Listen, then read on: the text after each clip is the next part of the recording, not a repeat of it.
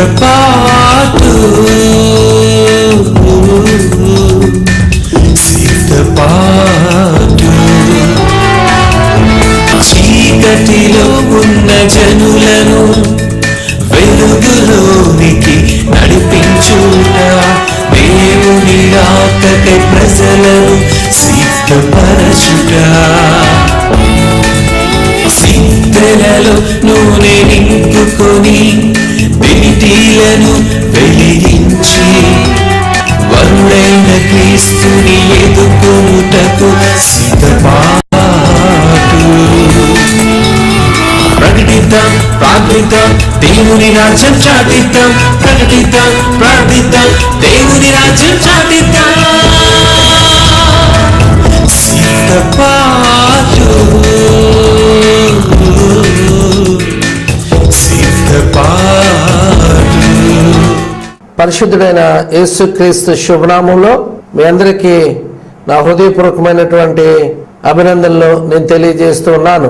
ప్రభునందు ప్రియమైనటువంటి దేవుని బిడ్డలారా, ఈ సిద్ధపాటు అనేటువంటి ఆధ్యాత్మిక కార్యక్రమం ద్వారా మరొక వారం మీ ముందు రావడానికి దేవుడు నాకు ఇచ్చినటువంటి గొప్ప అవకాశాన్ని బట్టి నేను దేవునికి వందనాలు, స్తోత్రాలు నేను చెల్లిస్తున్నాను. ఇదేనాని ఒక ప్రత్యేకమైనటువంటి అంశంతో నేను మీ ముందుకు రావాలని నేను ఇష్టపడుతున్నాను.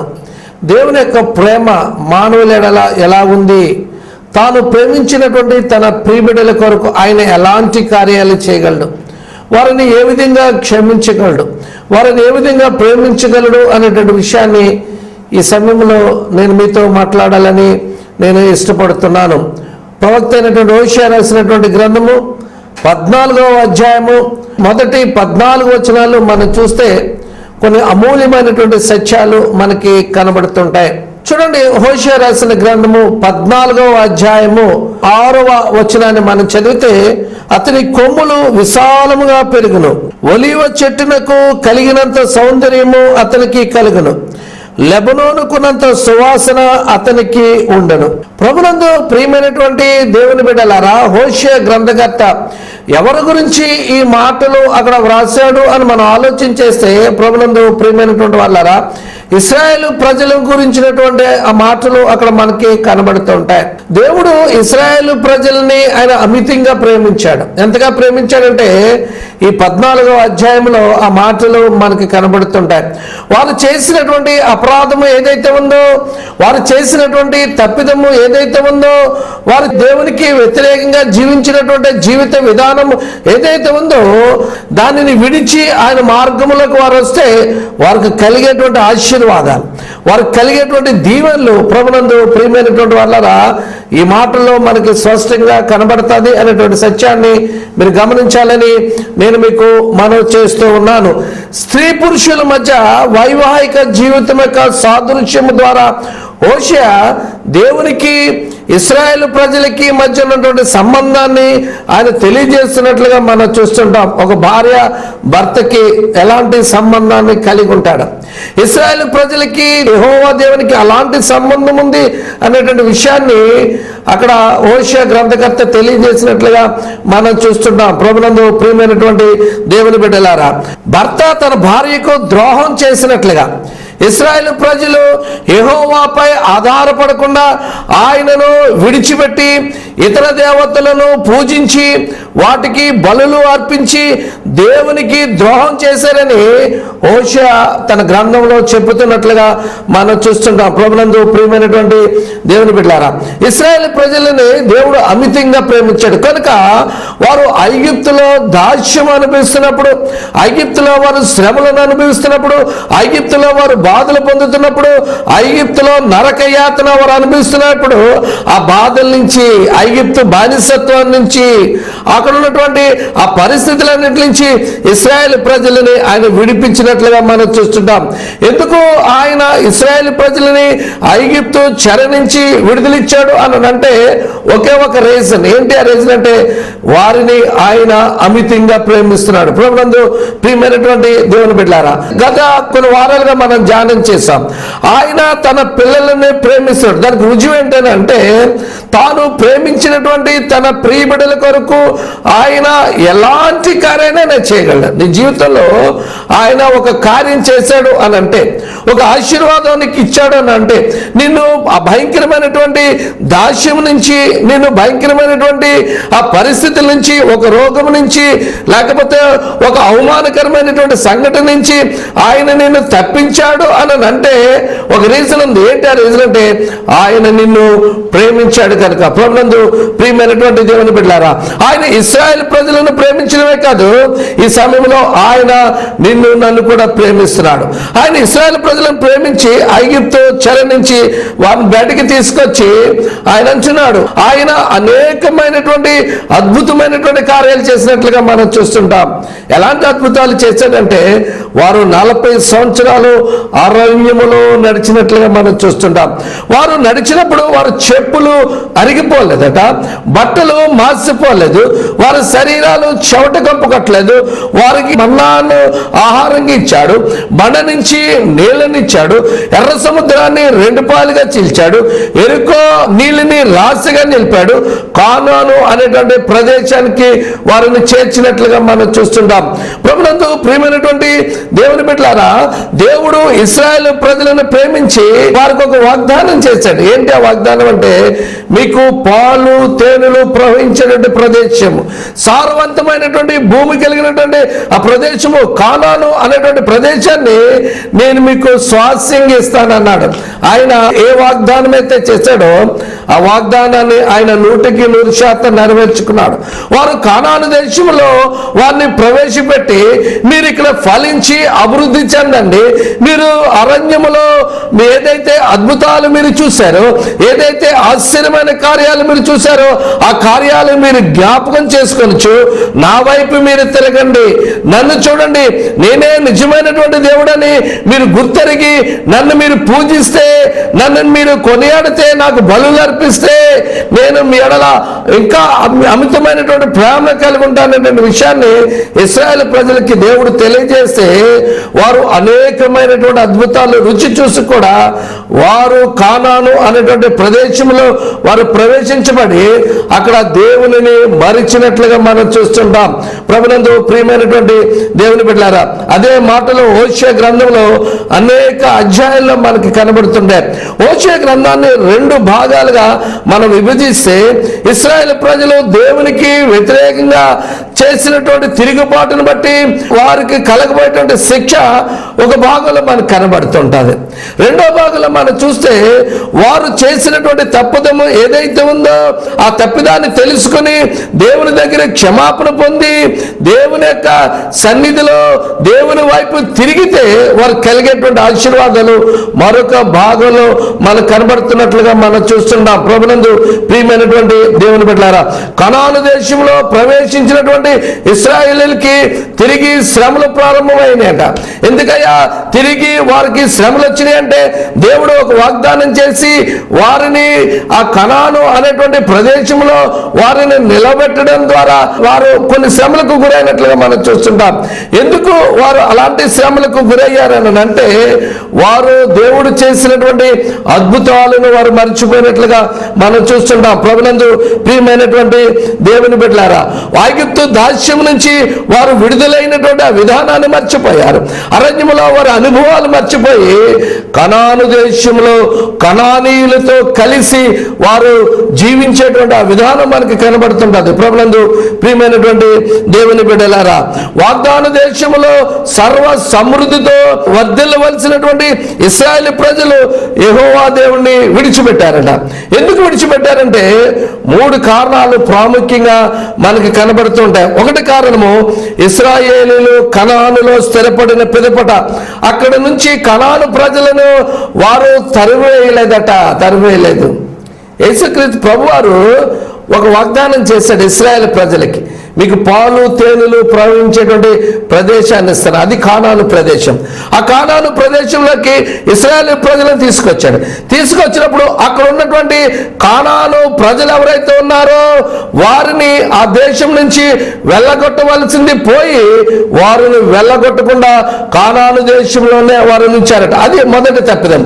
రెండవదిగా మనం చూస్తే ప్రభునందు ప్రియమైనటువంటి దేవుని బిడ్డలారా, కానానులో ఉన్నటువంటి ప్రజలకి ఒక నమ్మకం ఉంది. ఏంటి నమ్మకం అంటే పంటలు బాగా పండుతున్నాయి అని అంటే, లేకపోతే వర్షాలు బాగా కురుస్తున్నాయి అని అంటే కానాను దేవత అంటే వాళ్ళు పూజించేటువంటి దేవత యొక్క చలువ లేకపోతే ఆశీర్వాదం అని కానానీయులు నమ్ముతూ ఉంటారు. అదే నమ్మికను ఇశ్రాయేలు ప్రజలు కూడా నమ్మినట్లుగా మనం చూస్తుంటాం. మోషే గ్రంథంలో ఆ మాటలు మనకి కనబడుతుంటాయి. అది రెండవ తప్పిదం. మూడవ తప్పిదం మనం చూస్తే కానాను దేశంలో ఉన్నటువంటి ప్రజలు వారు పూజల్లో వ్యభిచారాన్ని ఒక భాగంగా చేశారు కనుక ఇశ్రాయేలు ప్రజలు కూడా ఆ భాగంలోనే వారు కూడా కలిసిపోయారు. ఇది మూడవ పాపం. వారు కానాను దేశంలో వర్ధిల్లవలసినటువంటి ఇశ్రాయేలు ప్రజలు వర్ధిల్లలేదనంటే దేవుని మాటను వారు అలక్ష్యం చేశారు. అంతేకాదు దేవుని మాటకు వారు వ్యతిరేకంగా జీవించినట్లుగా మనం చూస్తున్నాం. అందుకనే దేవుని యొక్క ఉగ్రత వారి మీదకి రాబోతుంది. వారు చేసినటువంటి తప్పిదాన్ని బట్టి వారు శిక్షను అనుభవించవలసినటువంటి ఆ సమయం ఉంది. దేవుడు అంటున్నాడు హోషేయ ప్రవక్త ద్వారా, మీరు ఏ తప్పిదమైతే చేశారో ఆ తప్పిదాన్ని విడిచి నా వైపు తిరిగితే మీరు అనేకమైనటువంటి ఆశీర్వాదాలు పొందుతారు అని చెప్పి దేవుడు సెలవిస్తున్నట్లుగా మనం చూస్తున్నాం. ఇందాక మనం చదువుకున్నాం హోషేయ రాసిన గ్రంథము 14వ అధ్యాయము 6వ వచనంలో మనం చూస్తే ఒక మాట మనకు కనబడతాయి. అతని కొమ్ములు విశాలంగా పెరుగుతాయి. అతని కొమ్ములు అంతేకాదు ఒలీవ చెట్టుకున్నటువంటి సౌందర్యము అతనికి కలుగుతుంది. అంతేకాదు లెబనోనుకున్నటువంటి సువాసన అతనికి కలుగుతుంది.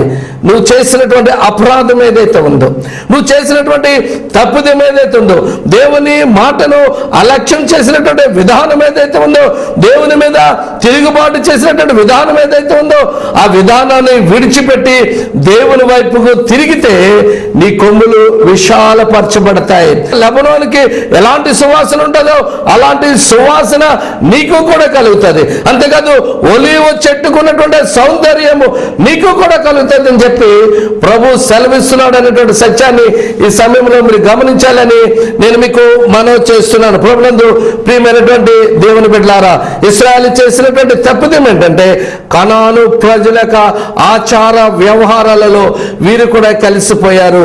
వారు వ్యభిచారం, వారు దేవత గుళ్ళో చేసేటువంటి ఆ పూజలో వ్యభిచారము ఒక భాగం అయిపోయింది కనుక వ్యభిచారంలోనే ఇశ్రాయేలు ప్రజలు మునిగి తేలుతున్నారు. ప్రభునందు ప్రియమైనటువంటి దేవుని బిడ్డలారా, బైబిల్ కాలంలో వ్యభిచారాలు రెండు రకాలుగా మనకు కనబడుతుంటాయి. ఒక వ్యభిచారం ఏంటంటే వ్యక్తిగత ప్రయోజనం కొరకు, అంతేకాకుండా ధన సంపాదన కొరకు, అంతేకాకుండా కుటుంబంలో పోషించేవారు లేక గత్యంతరం లేనటువంటి స్థితిలో కొంతమంది వ్యభిచార వృత్తిని ఎన్నుకున్నట్లుగా మనం చూస్తుంటాం. రెండవ రకానికి చెందినటువంటి వారు ఎవరనంటే కానాను గుళ్ళో దేవదాసి వృత్తిలో ఉన్నటువంటి వేశ్యలు. ప్రభునందు ప్రియమైనటువంటి దేవుని బిడ్డలారా, ఇశ్రాయేలు ప్రజలు కానాను దేశాన్ని స్వతంత్రించక మునుపు కానాను దేశంలో ఉన్నటువంటి ప్రజలు వారి యొక్క పూజల్లో వ్యభిచారాన్ని ఒక ఆచారంగా వారు పెట్టినట్లుగా మనం చూస్తుంటాం. ఇశ్రాయేలు ప్రజలు దేవునికి ద్రోహులుగా ఉన్నారని అంటే ఒక మాట మనం చూస్తే హోషేయ గ్రంథము 11వ అధ్యాయము 7వ వచనంలో మనం చూస్తే, నన్ను విసర్జించవలెనని నా జనులు తీర్మానము చేసుకొని ఉన్నారు, మహోన్నతుని తట్టు చూడవలెనని ప్రవక్తలు పిలిచినను చూచుటకు ఎవడనో ప్రయత్నం చేయలేదు. ప్రభునందు ప్రియమైనటువంటి దేవుని బిడ్డలారా, ఎంత దౌర్భాగ్యకరమైనటువంటి పరిస్థితిలో ఇశ్రాయేలు ప్రజలు ఉన్నారు. ఈ సమయంలో మనం ఆలోచన చేయొచ్చు. దేవుడు వాళ్ళని 40 సంవత్సరాలు అరణ్యములో నడిపించి పగలు మేఘస్తంభం రాత్రి అగ్నిస్తంభంగా ఉండి వారు నడిపించి వారికి కావలసినటువంటి ఆహారాన్ని ఇచ్చి బండ నుంచి నీళ్ళిచ్చి ఐగుప్తు బానిసత్వం నుంచి వారికి విడుదలిచ్చి వారిని పాలు తేనెలు ప్రవహించేటువంటి దేశానికి వారిని తీసుకొస్తే ప్రభు అంటున్నటువంటి మాట ఏంటంటే, వారు నన్ను విసర్జించవలెనని నా జనులు తీర్మానం చేసుకున్నారు. ఎంత దౌర్భాగ్యకరమైనటువంటి స్థితి. ప్రభునందు ప్రియమైనటువంటి దేవుని బిడ్డలారా, మనం ఆలోచించాలి.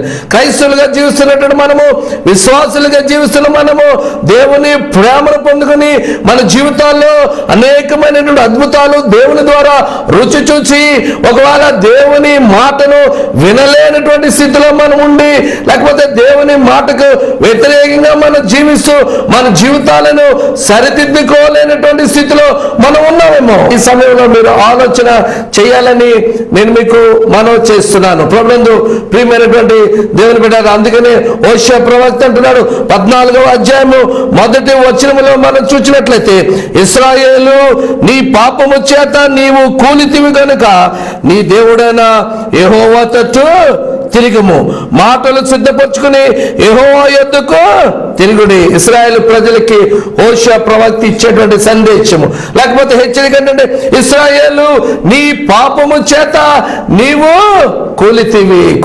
ఇశ్రాయేలు దౌర్భాగ్యానికి, ఇశ్రాయేలు చెరలో పోవడానికి, ఇశ్రాయేలు ఆశీర్వాదాలు లేకుండా ఉండడానికి కారణం ఏంటంటే వారు దేవుని మాటను అలక్ష్యం చేసినటువంటి విధానం, దేవుడు చేసినటువంటి అద్భుతాలు వారు మరిచిపోయినటువంటి విధానం. అంతేకాదు దేవుడు చేసినటువంటి ఆశ్చర్య కార్యాలు వారు రుచి చూసి కూడా మరిచిపోయినటువంటి విధానం. అందుకనే ప్రవక్త అన్నాడు, ఇశ్రాయేలు నీవు పాపము చేత కూలితివి కనుక నువ్వు ఎక్కడైతే కూలేవో అక్కడ నుండి నీ దేవుడైన యెహోవా తట్టుకు నువ్వు తిరిగిడి. ప్రభునందు ప్రియమైనటువంటి దేవుని బిడ్డలారా, నువ్వు చేసినటువంటి అపరాధాలను బట్టి దేవుని సన్నిధిలో నువ్వు తిరిగితే అనేకమైనటువంటి ఆశీర్వాదాలు నువ్వు పొందుతావు అనేటువంటి సత్యాన్ని ఈ సమయంలో నువ్వు గమనించాలని నేను మీకు మనవి చేస్తున్నాను. ఈ సమయంలో ఆయన ఇచ్చేటువంటి సందేశము, నీవు ఆయన వైపు తిరగాలి. ఆయన నిన్ను అమితంగా ప్రేమించాడు. నీ జీవితంలో ఎన్నో అద్భుతమైన కార్యాలు చేశాడు. నీ జీవితంలో ఎన్నో ఆశ్చర్యమైన కార్యాలు చేశాడు. ఆయన నీకు కావలసినని కూడా సమకూర్చాడు. ఆయన బిడ్డగాను ఉంటావని, ఆయన నామ మహిమార్థమే నువ్వు జీవిస్తావని, ఆయన నామ ఘనత కొరకు నువ్వు వాడబడతావని, ఆయన కొరకు ఒక అంబుల పొదలో వాడగలిగినటువంటి బాణముగా నువ్వు ఉంటావని ఆయన ఆశపడితే బహుశా నీ జీవితంలో నువ్వు పాపము చేసి కూలిపోయినటువంటి స్థితిలో నువ్వు ఉన్నావేమో.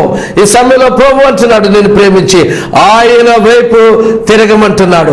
ఆయన వైపు నువ్వు తిరిగితే లెబనోనుకున్నటువంటి సౌందర్యము, ఒలీవ మొక్కలకు ఉన్నటువంటి సువాసన ఏదైతే ఉందో అది నువ్వు సొంతం చేసుకుంటావు అనేటువంటి సత్యాన్ని ఈ సమయంలో ఆయన జ్ఞాపకం చేస్తున్నాడు అనే విషయాన్ని నువ్వు గమనించాలని నేను మీకు మనవి చేస్తున్నాను. హోషేయ గ్రంథము 10వ అధ్యాయము 12వ వచనంలో మనం చూస్తే, నీతి ఫలించినట్లు మీరు విత్తనము వేయుడి, ప్రేమయను కోత మీరు కోయుడి, యెహోవాను వెదుకుటకు ఇదే సమయము గనుక ఆయన ప్రత్యక్షమే మీ మీద నీతి వర్షము కురిపించినట్లు ఇది వరకెన్నడూను దున్నని బీడు భూమి మీరు దున్నడి. ప్రభునందు ప్రియమైనటువంటి దేవుని బిడ్డలారా, ఎంత అమూల్యమైనటువంటి సత్యము ఈ సమయంలో పరిశుద్ధాత్మ దేవుడు మనకు జ్ఞాపకం చేశాడు. మనం ఒకసారి గమనించాలని నేను మీకు మనవి చేస్తున్నాను. ఆయనను మనం వెతికితే, ఆయన ప్రత్యక్షమైనప్పుడు ఆయనను మనం గుర్తిస్తే మన మీదట నీతి వర్షము ఆయన కుమ్మరించేటువంటి దేవుడు ఉన్నాడు. ప్రభునందు ప్రియమైనటువంటి దేవుని బిడ్డలారా, హోషేయ గ్రంథము 12వ అధ్యాయము 6వ వచనములో మనం చూసినట్లయితే, కాబట్టి నీవు నీ దేవుని తట్టు తిరగవలెను, కనికరమును న్యాయమును అనుసరించుచు ఎడతెగక నీ దేవుని యందు నమ్మిక ఉంచుము. ఎంత చక్కటి మాట. ప్రభునందు ప్రియమైనటువంటి దేవుని బిడ్డలారా, నువ్వు చేసినటువంటి అపరాధాన్ని బట్టి దేవుని దగ్గర క్షమాపణ కొరకు ఆయన తట్టు నువ్వు తిరగాలి. తిరిగితే కనికరము న్యాయము అనుసరించుటకు నువ్వు ఎడతెగకుండా ఆయన సన్నిధిలో నమ్మకాన్ని కలిగి ఉండాలని ప్రభు సెలవిస్తున్నాడు అనేటువంటి విషయాన్ని నువ్వు గమనించాలని నేను మీకు మనవి చేస్తున్నాను. ప్రభునందు ప్రియమైనటువంటి వాళ్ళారా, హోషేయ గ్రంథములోని మూలాంశాల్లో ఇది ఒకటి ప్రాముఖ్యంగా మనకు కనబడుతుంటది. ఇశ్రాయేలు ప్రజలకు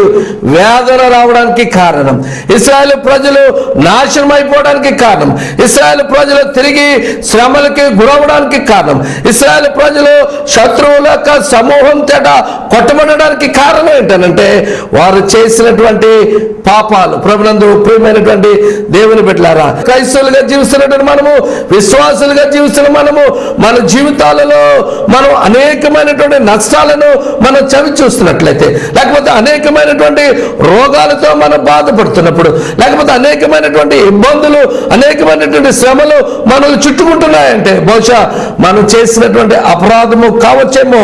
ఈ సమయంలో ఒకసారి మీరు ఆలోచన చేయాలని నేను మీకు మనవి చేస్తున్నాను. ఇశ్రాయేలు ప్రజలను దేవుడు అమితంగా ప్రేమించాడు కనుక ఐగుప్తు చెర నుంచి వారికి విడుదల ఇచ్చాడు. వారిని అర్ర సముద్రాన్ని దాటించాడు, యోర్దాను నదిని దాటించాడు, ఎరికో గోడలను కూల్చాడు.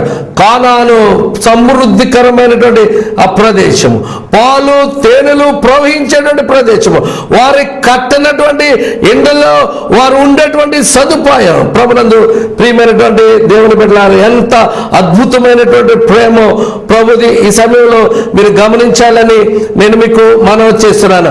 ఆయన ప్రేమించాడు కనుక వారు పాలు తేనెలు ప్రవహించేటువంటి ప్రదేశంలోకి వారిని ప్రవేశపెట్టాడు.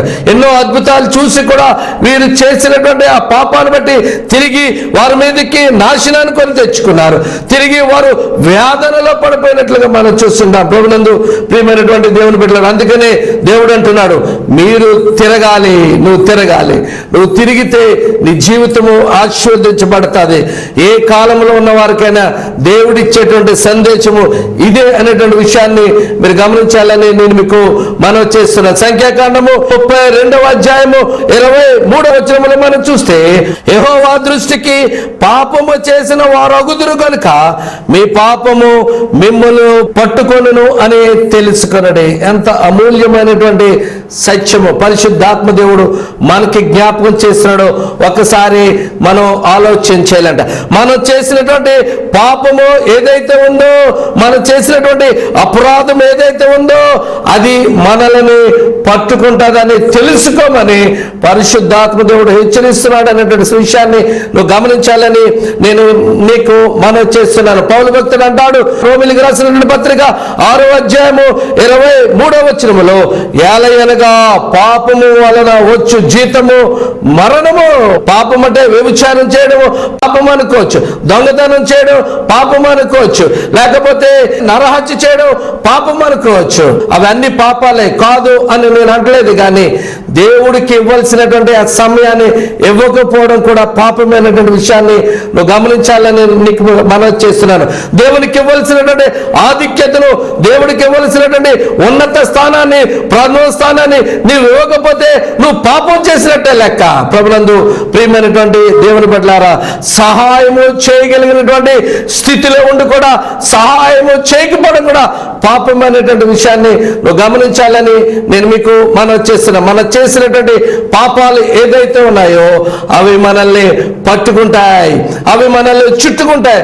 కనుక మనం చేసినటువంటి పాపాల క్షమాపణ కొరకు దేవుని వైపు మనం తిరగాలని చెప్పి హోషేయ గ్రంథం ద్వారా ఈరోజు మనం హెచ్చరించబడుతున్నాం అన్నటువంటి సత్యాన్ని నువ్వు గమనించాలని నేను మీకు మనవి చేస్తున్నాను.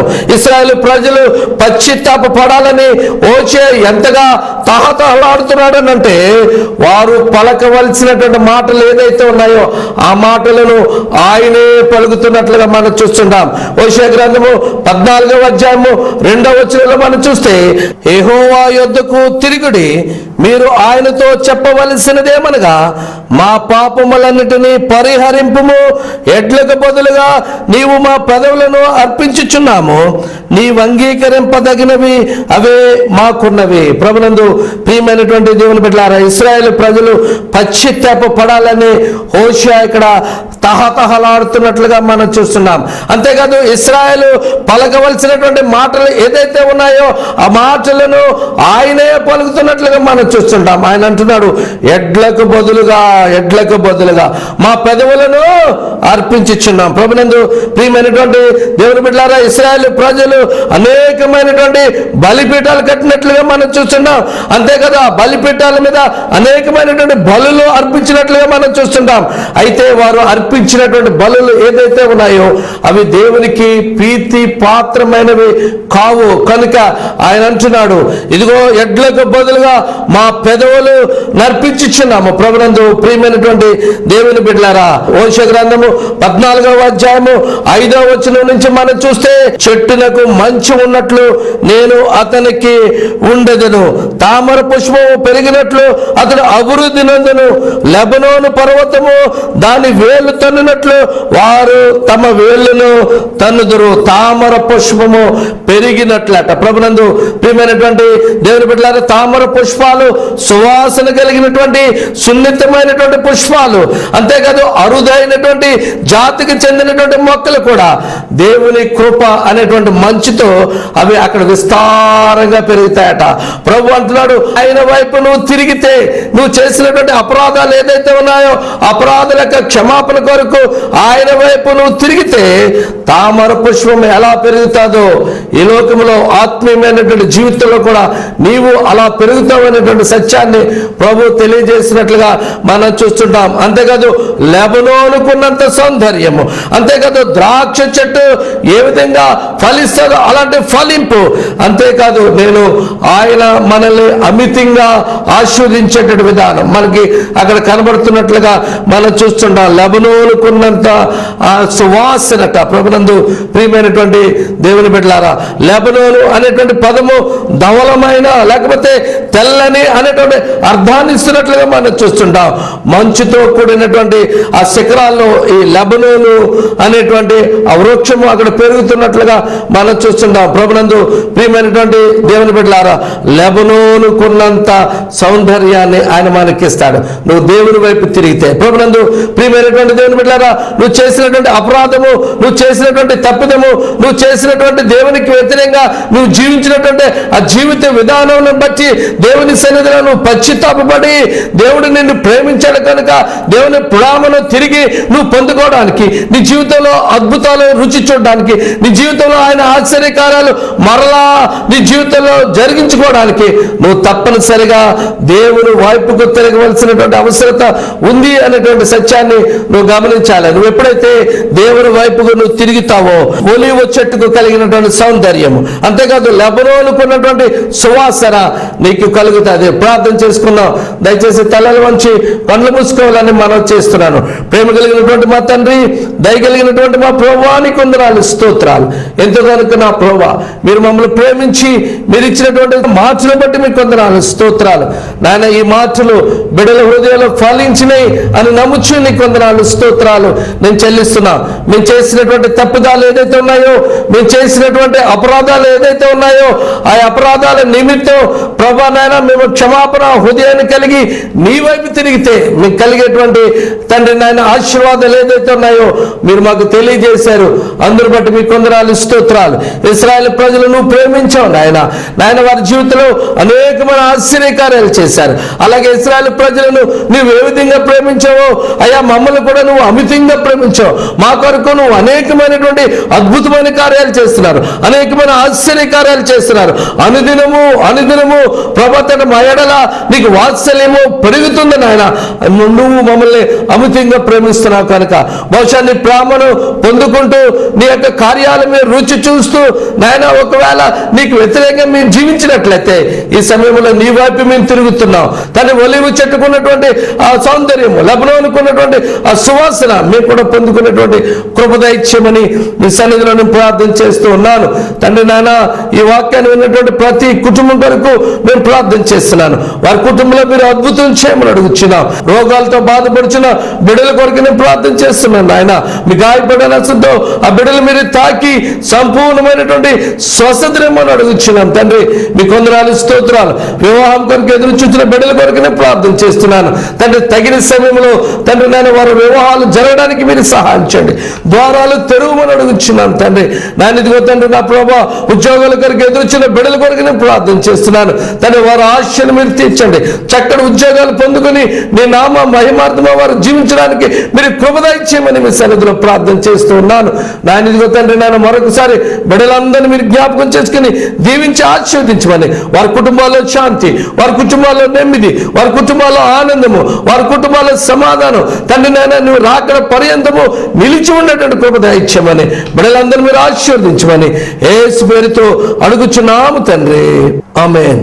ఈ కార్యక్రమం మీ అందరికీ ఎంతో ఆశీర్వాదకరంగా ఉంది అని నేను నమ్ముచున్నాను.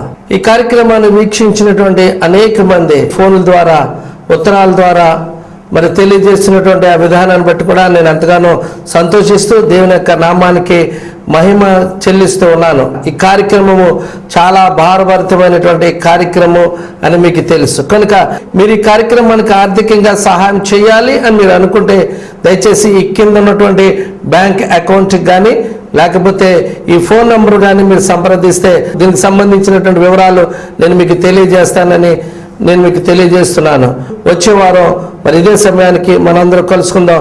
దేవుడు మిమ్మల్ని దీవించి ఆశీర్వదించును గాక. ఆమెన్. నా అడ్రస్ బ్రదర్ మార్టిన్ శాంతి కుమార్ గుళ్ళ, ఇంటి నెంబరు 42, మున్సిపల్ కాలనీ, రాజమండ్రి, తూర్పుగోదావరి జిల్లా, ఆంధ్రప్రదేశ్. బ్రదర్ మార్టిన్ శాంతి కుమార్ గుళ్ళ, house number 42, municipal colony, Rajahmundry, pin code 533105, east Godavari district, Andhra Pradesh. మా ఫోన్ నంబర్ 9295350423. మా ఫోన్ నంబర్ మరొకసారి 9295350423.